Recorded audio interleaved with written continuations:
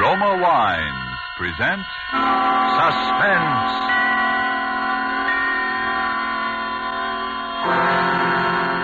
Roma Wines, made in California for enjoyment throughout the world. Salud. Your health, senor. Roma Wines toast the world. The wine for your table is Roma Wine, made in California for enjoyment throughout the world. This is the Man in Black, here to introduce this weekly half hour of Suspense. Tonight from Hollywood, we bring you as star Mr. Alan Ladd. In the character Mr. Ladd assumes with us tonight, he reveals the thoughts and through them the dramatic story of a young man on trial for the crime of murder. But before we take you to the scene of our drama, let's imagine ourselves for a moment in flower-garlanded Bermuda. Seated on the terrace of the exclusive Coral Beach and Tennis Club, a party of Bermudians and Americans are taking turns, each paying compliments to the delights of the other's native land.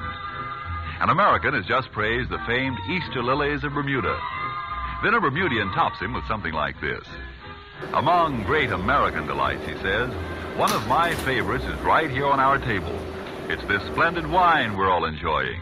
Bermuda imports it from the justly renowned wine districts of California. It is your internationally esteemed Roma wine. Yes, and Americans themselves have certainly not overlooked the great and enjoyable qualities of these fine Roma wines. Proof is, Roma wines are America's largest selling wines. Such outstanding popularity must mean here are wines that are more taste-delighting, more satisfying in their richness and fine wine quality. Yet with all that as your reward for specifying Roma wines, you'll be amazed and delighted to hear your dealer say Roma wines cost only pennies a glass. That's because here in America you pay no high import duty or long voyage shipping charges for these fine Roma California wines. So why put off this taste treat another day? Be sure to ask for R-O-M-A, Roma wines, made in California for enjoyment throughout the world. And now, with the defense rests, and with the performance of our star, Alan Ladd, as defendant Robert Tasker, supported by John McIntyre as the noted criminal lawyer, Max Krager, we again hope to keep you in suspense.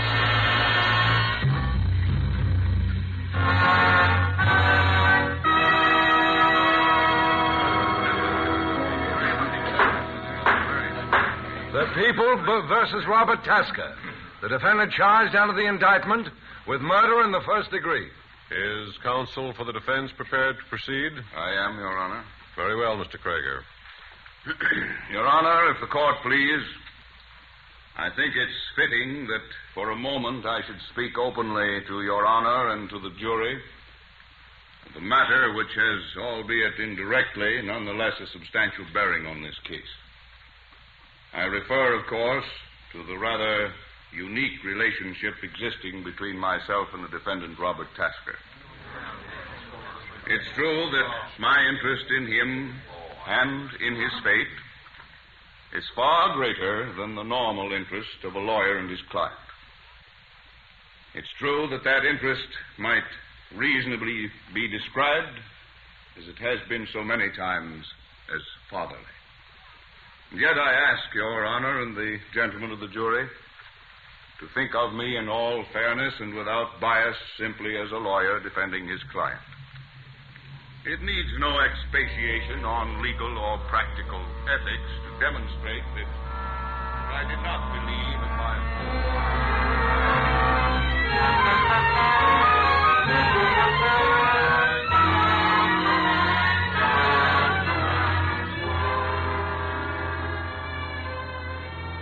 My name is Robert Tasker. I'm sitting in a courtroom on trial for murder.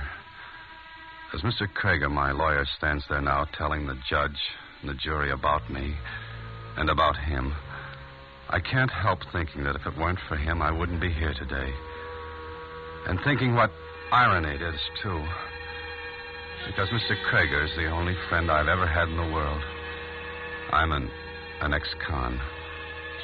My sentence was for 10 years.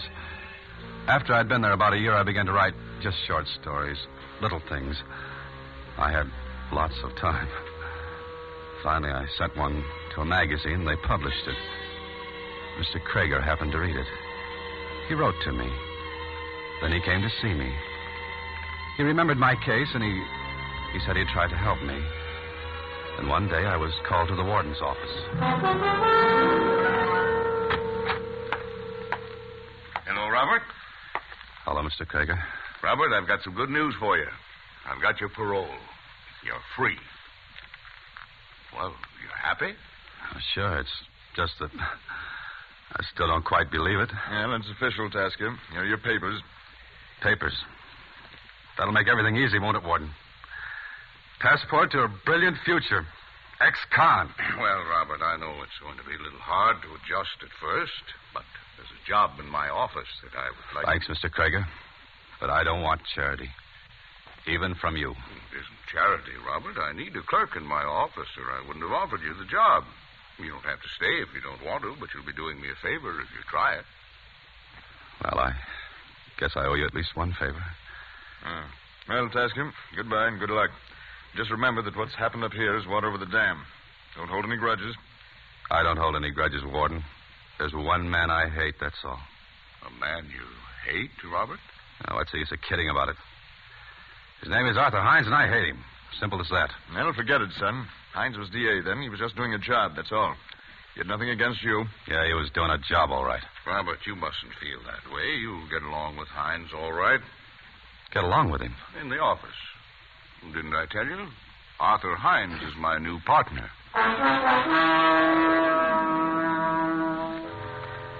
Well, it certainly threw me for a second to hear I was going to work side by side with that. But, well, I figured they were right and that I shouldn't hold grudges, and I made up my mind to play ball. The work wasn't hard, and I was able to do some writing on the side. Mr. Krager always encouraged me in that, and Peggy helped me a lot, too. She helped me to believe in myself. All that time, I never saw Mr. Hines. He was out of town or something.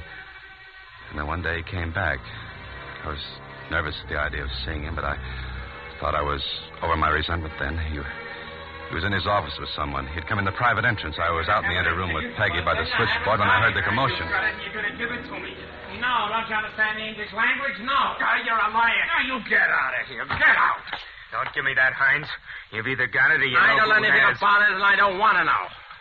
Don't you think I got enough trouble nowadays keeping mugs like you out of the pen without being a fence for what you stole?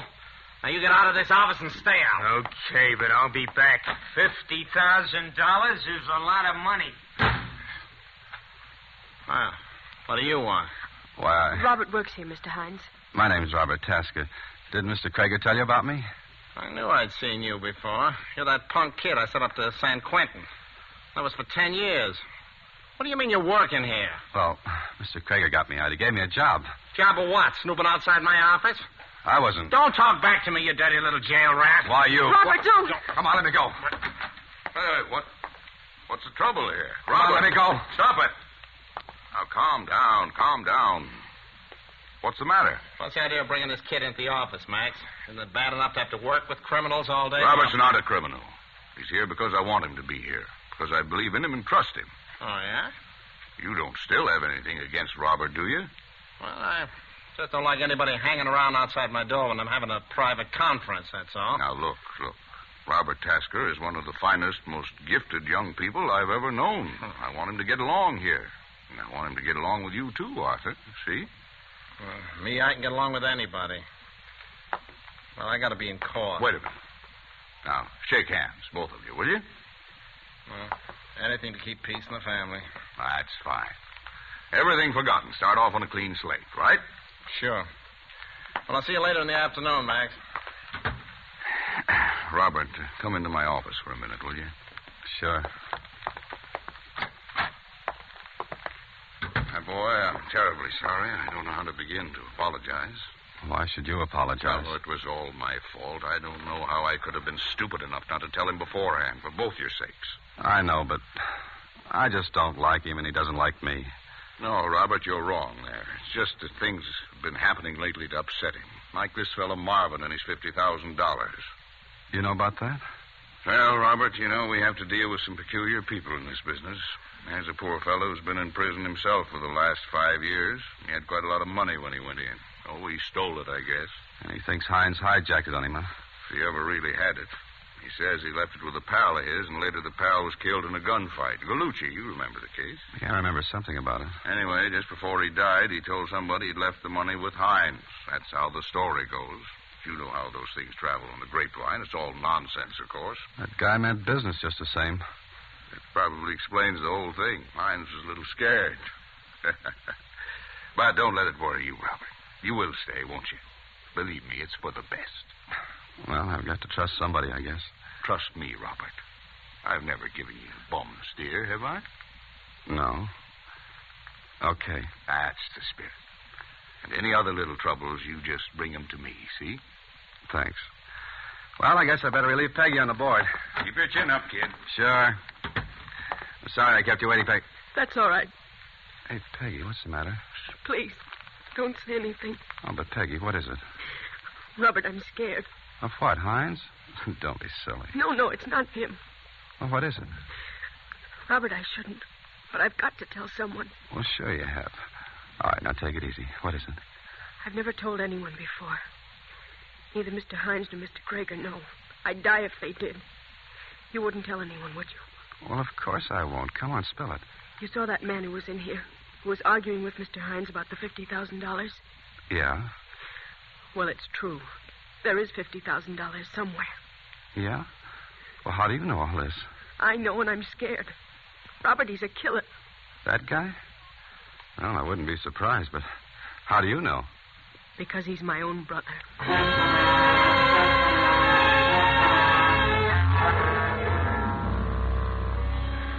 I had a hunch to lam out of there right then. I knew something was going to happen. But I hated to run out on Peggy when she was in a jam and might need help, and I didn't want to let Mr. Krager down either. So I stayed. And one day, about 2 weeks later, it came. I hadn't had any more trouble with Hines. He was out of town most of the time anyway. He was still out of town that day. The day that he died.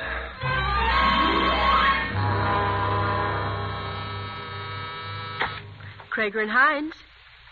I'm sorry he's out of town. You might try later this afternoon. Yes, I'll tell Mr. Hines. Say, Peggy. Uh-huh. Do you know when Mr. Krager will be in? He didn't say. He's still over in the court on... Harry. Where is he? Who? You know who, Hines. Oh, Harry, I told you not to come. I begged you not to. Sure. Always a little pal. Always a... Hey, wait a minute. What does this guy know? I told him that you were my brother. But nobody else knows, Harry. Sure. Okay. What do I care? I only care about one thing. But you promised, Harry. You promised... Where's Hines? I don't know. He's out. Then I'll wait till he comes back. Harry, you mustn't. I'm staying. I'll get it out of him. Harry, your sister says you should leave. You keep out of this, punk. I don't like that word, pal. Robert, listen. Will you watch the board for a few minutes? Sure, it's lunchtime anyway. Harry, I've got some things I want to talk over with you privately. Yeah? What things? About Hines and... Well, you know. Come on, we'll go downstairs to the grill in the lobby. You wouldn't be trying to ease me out of here, would you? No, honest, I've got to talk to you, Harry. Come on. Okay. And listen, pal. Yeah? If Mr. Hines comes in, you tell him I was here. And tell him he better come across or else. Is that all? Well, that's enough, ain't it? You know what I mean. Plenty. Sure.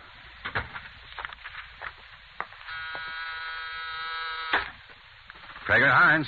Hello, Robert. This is Max Krager. Oh, yes, Mr. Krager. You there all alone? Peggy out to lunch, huh? Yes, she is. Well, that can't be helped. I'm in a hurry. Now, I'll tell you what I want you to do. Yes, sir? I'm across the street in the courthouse, Judge Andrews' court, the Ellsworth case. Now, there are some notes I've got to have over here right away. They're in my own handwriting, pencil, and clearly marked Ellsworth.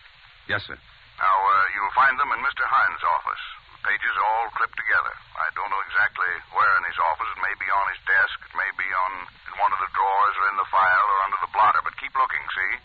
Keep looking until you find it. All right, sir. And then bring it over to me right away. Yes, Got it? I'll be waiting for you. I left the switchboard and went into Mr. Hines' office.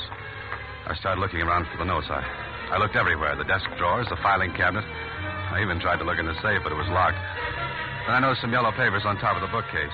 I reached up and took them down. I I was standing there with my back to the private entrance, looking the papers over to be sure that they were the right ones.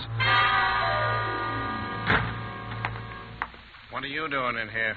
Mr. Krager wants some papers, Mr. Hines. I thought I told you stay away from my office. What are you snooping around in here for? Well, Mr. Krager told me to look in here Yeah? for them. Something mighty funny going on around this office. Oh, there's nothing funny. Mr. Krager I'd say said there is. What's the switchboard girl doing sneaking around the lobby with Harry Marvin? Tried to duck me, but I saw him. First, the switchboard girl turns out to have a crazy ex-convict for a boyfriend, and now I find... That's a lie. He's her brother. A brother? Oh, so that's it. Oh, I shouldn't have said that, Mr. Hines. I don't know anything about it, really. You don't, eh? Well, I do. I get it now. I knew there was something, and all of a sudden I get it. Mr. Hines, there's nothing to get. So the girl and her brother go down to the lobby and set themselves an alibi, because they know I'll suspect them. Then they get you to do their dirty work for a nice fat cut, I suppose. That's what you think. Please, Mr. Hines, don't talk that way. Well, you didn't find it, did you? And you won't. Now get out of here, you little punk. Before... I said don't talk that way. Why, you dirty, thieving little strip... I told you not to talk that way.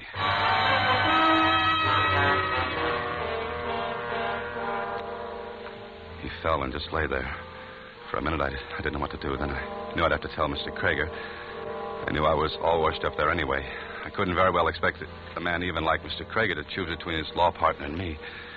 And I couldn't stay in the same office with Mr. Hines after what had happened. But somehow I wanted to tell Mr. Krager myself before anyone else did. I went out to the switchboard and dialed the courthouse number.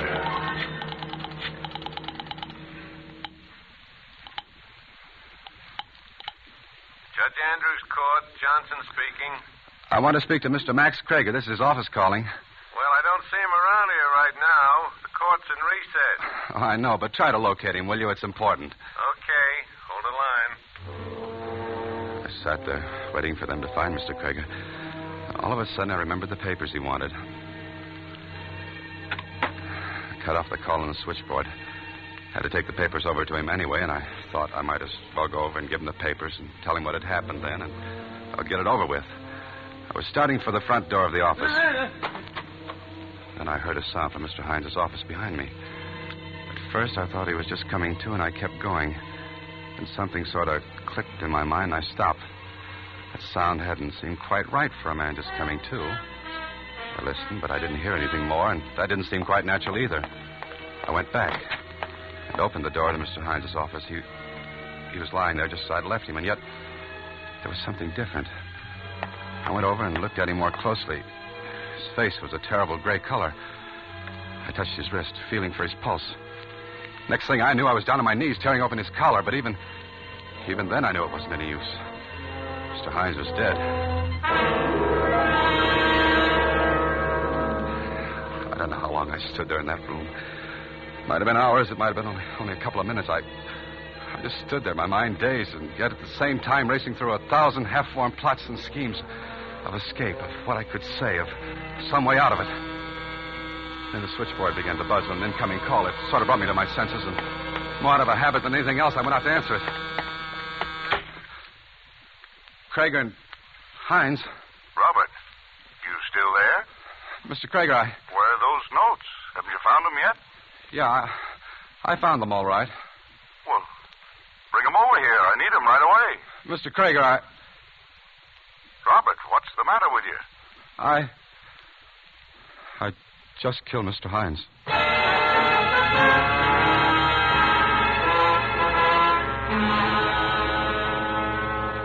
You're just making it hard for yourself, Tasker. I've told you what happened. You're in a pig's eye you have. Well, I don't have to talk if I don't want to. Oh, no? I'm waiting for Mr. Krager. I told you that. Krager, what do you think he's going to do for you? I don't know. Well, I do. He's going to see that you burn. That's what he's going to do for you. Maybe. What do you expect? You kill a man's law partner right in his own office. And you think he's going to help you? Are you crazy? No, he told me he'd come down. Sure, of course he'll come down. To give evidence against you. Now, listen, Tasker. If you give a full confession, we may be able to get you a break. Mr. Krager's outside, Captain. He wants to see you. Sure. Send him in. Okay, Mr. Krager. Thank you. Hi, boys. Hello, Mr. Krager. Hello, Robert. Hello, Mr. Krager. They've been treating you all right? Pretty good. fine. I don't like to have people get rough with my clients. You're what? You heard me, Captain. While you're at it, you might as well take those handcuffs off him, because from this moment he's out on bond, released in my custody. I've got the papers right here. Say, are you crazy? Certainly not. I simply don't believe the boy did it, that's all. Well, I'll be... All right, Hawkshaw. Who do you think did it? That, Captain, is your department. My job is simply to defend an innocent man. Look, Krieger, don't try to kid us. It's an open and shut case. Tasker's the only person who had the opportunity, the only one who had a motive. Mm-hmm. Well? Not to speak ill of the dead, Captain, and although Arthur Hines was my law partner, it's unfortunately true that quite a number of people at least thought they had a motive. Sure, so maybe this ex-con Harry Marvin had a motive. Maybe even the dame on the switchboard had a motive, for all I know. But they couldn't have done it. 50 people saw him together downstairs in the lobby of the building at the time the murder was committed. Oh, you've talked to him, have you? Sure, so what? Listen, this kid admits he had a quarrel with Hines. He always hated him anyway. He admits he hit him. So he picks the paperweight off the desk and smashes him over the head. Wait a minute. You didn't say anything about that, Robert. No, I didn't even know about it before. I didn't hit him with the paperweight. Stop it, will you? The back of the man's head is bashed in with that paperweight. This kid's fingerprints are all over it. What's so funny? This is murder, mister. I'm sorry, but you'll find out if you ever try to bring this boy to trial for killing Arthur Hines with a paperweight. Listen, Krieger, I know you're pretty smart, and I know you go around bragging about you never lost a case. And that goes for this one. Double. But you're not going to make a chump out of me. This boy's going to be indicted for murder. He's going to be convicted of murder. And he's going to burn for murder.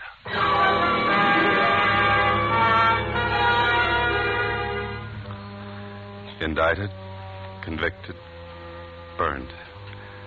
3 promises. And the first one's already happened.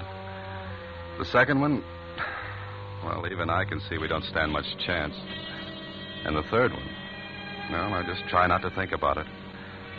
There is Mr. Krieger, up before that jury, acting as though it was an absolute certainty that I'd be cleared. Pleading for me as though I were the only guy in the world.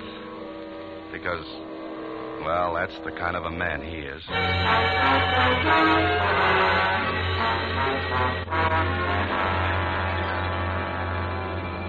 Ladies and gentlemen, it's my firm conviction that when you've heard this boy's story from his own lips, and when through it you have in some measure, as I have in large measure, gained insight into the depth and integrity of his character and spirit, you will also believe him innocent.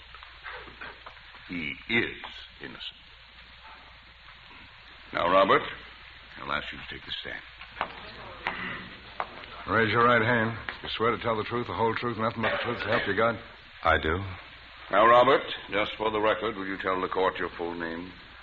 Robert Loring Tasker. Your age? 24. Your mother and father are dead. You have no living relatives. No. No one. Now, before you begin your story, there are 1 or 2 extremely important points that I particularly wish to emphasize to the court.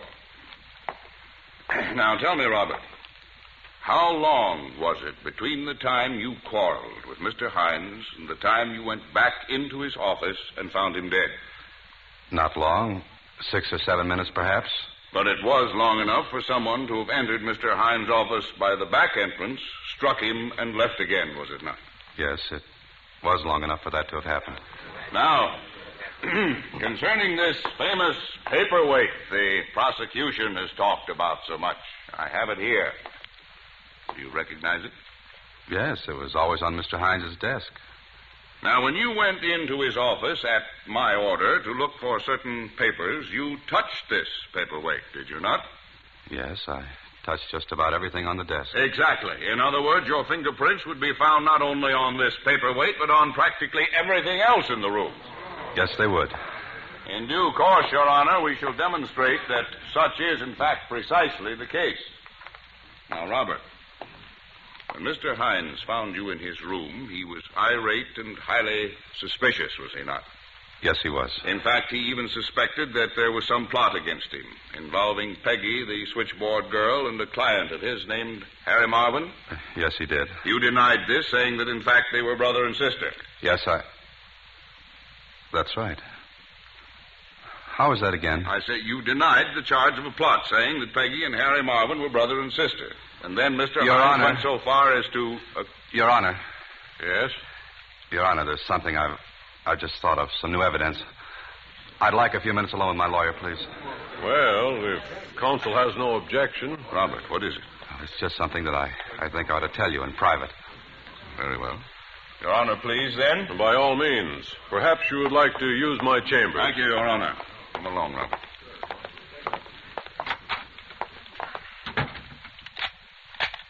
Well, you didn't have to lock the door, Robert. Well, I want it to be private. All right, but, Robert, you mustn't worry like this. Let me do the worrying. They can't convict you if there's a reasonable doubt. That's the law, and there is a reasonable doubt. Someone did come in and hit Hines in those 6 or 7 minutes. It must have been that way. Yeah, I know. Of course you do. We've been over the whole thing. Now let's go back into that courtroom and continue. Mr. Krieger, there's something I haven't told you. Something you haven't told me. What? Oh, it's a little thing, but it's kind of important. Because it's something I never told anyone. Well, what is it? I never told anyone that Peggy was Harry Marvin's sister, except Mr. Hines by mistake. And he's dead. Now, Robert, don't you think that's a little trivial to be bringing No, up? because you know about it. You just said so in the courtroom. Well, There's only one way you could have found out. You must have been in your office when I had the fight with Hines and heard me tell him. Robert, that's ridiculous. Oh, no, it isn't. Because you're right. Somebody did come in those 6 or 7 minutes and kill Hines. You did. Why, you're crazy. Must have been for that $50,000. You hijacked the hijacker. And you knew they'd pin it on me with my record. Maybe that's why you got me out of the pen in the first place. It is, isn't it? I'm not going to stay here and listen to any such nonsense. Oh, yes, you are. Because I'm going to get that truth out of you now. You planned it that way, didn't you? You sent me into Hines' office that day, and you probably sent him, and you figured you were such a hot lawyer that you might even get me off with 20 years or so to ease your dirty conscience, didn't you? Talk, Krieger. Don't get anywhere using violence with me. No, talk. No, wait a minute. Even if I did confess, it wouldn't hold up as evidence. Talk. Don't. Listen. We'll postpone the trial. I can get you out of the country. I'll give you money. That's all I wanted to know. Now, come on, No. talk. No. You did it. You killed him. Talk. That's where you were. I phoned at the court. I couldn't find you, weren't you? You were killing Hines, weren't you? Stop. Yes, I did it. I killed him, but... Okay, I guess we can unlock that door now. What's going on in here? Grab him. He's crazy. He attacked me. So I gather. He even accused me of murder. Yes, I heard him. Tell me, Krieger, where were you when this boy phoned you here at court, when they couldn't find you? Why, as a matter of fact, I was right here, right in this very room. I had some work to do. I wanted... Your court was in recess. You were out of town. Yes, I know. But there's something you don't know. What? On the day of the murder, the floor of this room was being repainted. And the paint, Mr. Krieger, was quite wet. Your Honor, the defense rests.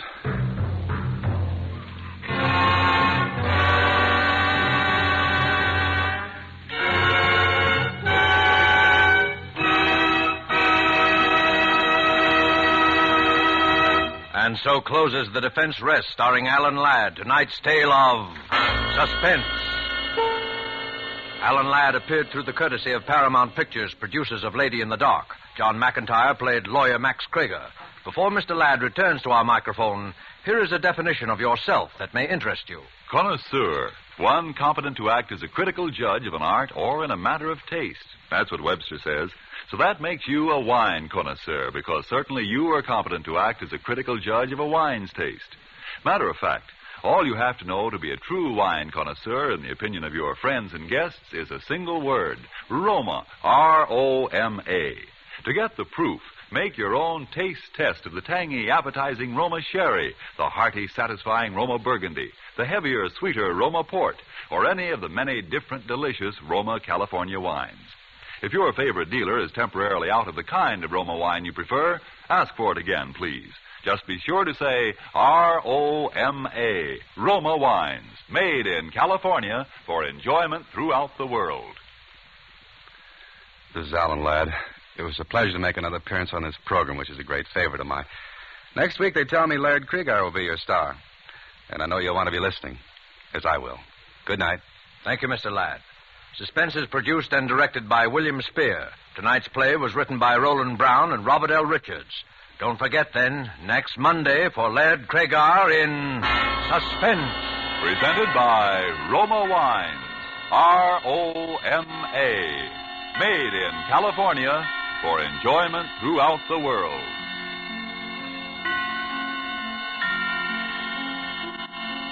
This is CBS, the Columbia Broadcasting System.